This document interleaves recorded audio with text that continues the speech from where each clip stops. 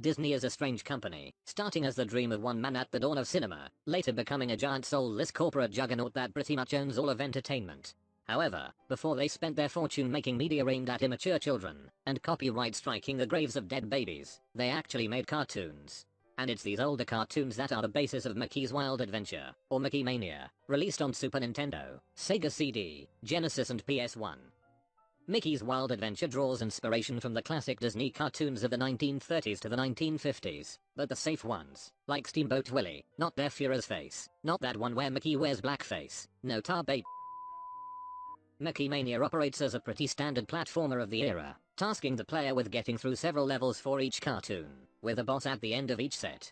Jumping on enemies, throwing projectiles, solving puzzles, pretty standard fare.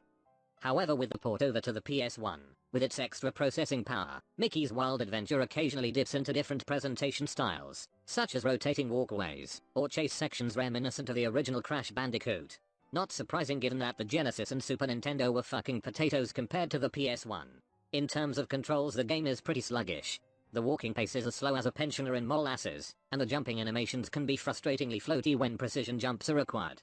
This combined with an unforgiving hitbox can make what should be simple tasks much harder to complete. Cuphead this is not. Combine these issues with the occasional fall through platforms that suddenly work again when jumped on in the exact same way, and the experience begins to deteriorate rapidly. Even using the projectiles on enemies is not as satisfying as throwing rocks at animals should be. And I know from personal experience that it's satisfying as fuck. All these problems are a real shame, as the game holds up really well in terms of presentation. The translation of classic animation into the game's sprite work creates a really nice looking and iconic design.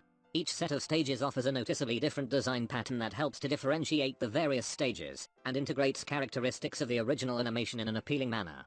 Overall, Mickey's Wild Adventure is a pretty average game at best. It's an interesting game concept let down by the weak controls and clunky design elements. I hadn't played this game since I was a young child, so I shouldn't be surprised at how poor it is. You think every game is cool when you're young, you haven't been withered by years of cynicism yet.